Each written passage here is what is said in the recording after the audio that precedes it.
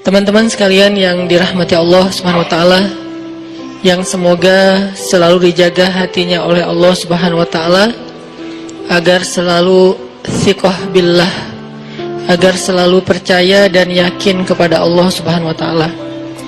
Karena kelemahan kita itu berawal saat kita mulai meragukan Allah.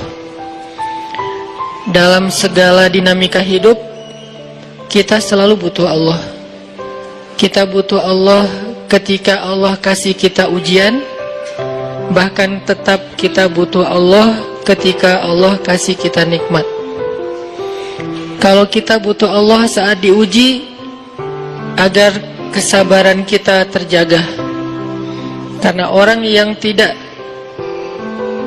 ditemani atau dibersamai oleh Allah Subhanahu wa taala ketika dia sedang diuji, maka dia akan mudah untuk berkeluh kesah, bahkan berputus asa.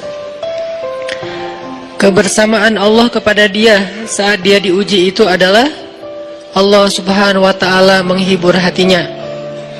Allah Subhanahu wa taala menenangkan hatinya.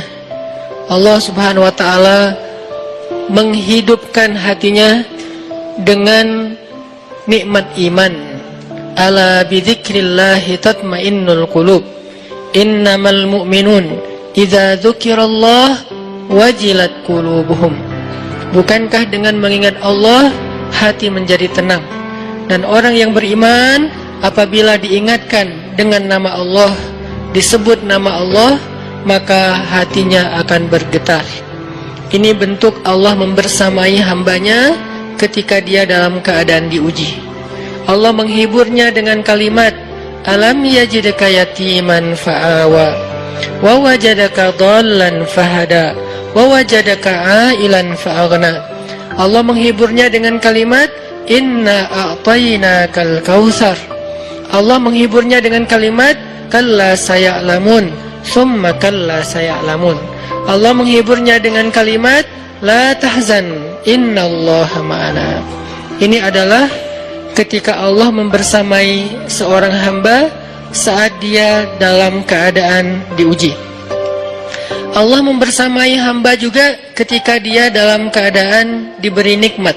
Karena tanpa itu, maka seseorang akan jatuh justru kepada dosa-dosa karena dia mendapatkan banyak kenikmatan hidup. Kalau Allah Subhanahu wa taala tidak menjaga dia saat dia diberi nikmat, maka nikmat itu justru menjadi jalan bagi dia untuk terjerumus kepada banyak dosa. Justru nikmat itulah yang menjadi penghalang bagi dia untuk mengingat Allah. Karena dia sibuk menikmati hidupnya, akhirnya dia terhalang dari mengingat Allah tepat waktu. Sibuk menikmati hidupnya, terhalang dari Allah untuk bangun tengah malam. Karena dia tidurnya larut. Kenapa tidur larut? Karena terlalu banyak yang harus dia nikmati sebelum tidur. Dia bisa makan-makan, dia bisa jalan-jalan, dia bisa ngopi, dia bisa ketemu teman, dia bisa belanja. Bahkan dia nunggu midnight sale untuk bisa menghabiskan nikmat yang Allah kasih kepada dia. Sehingga akhirnya tidurnya terlalu larut, lalu dia tidak bisa bangun untuk menghadap Allah, curhat kepada Allah. Hal yang selama ini dia lakukan justru ketika dia diuji oleh Allah. Ketika diuji oleh Allah, mudah bagi dia bangkit tengah malam, curhat, sujud panjang, menangis dalam doa. Ketika Allah kasih nikmat, curhatnya hilang, malamnya lelap, sampai bahkan subuhnya juga kelewat. Ini kalau Allah nggak membersamai seorang hamba ketika dia diberi nikmat. Sehingga orang yang seperti ini, kalau dalam keadaan seperti ini terus-menerus dalam jangka waktu yang lama, nanti dia akan terjebak di dalam istidraj.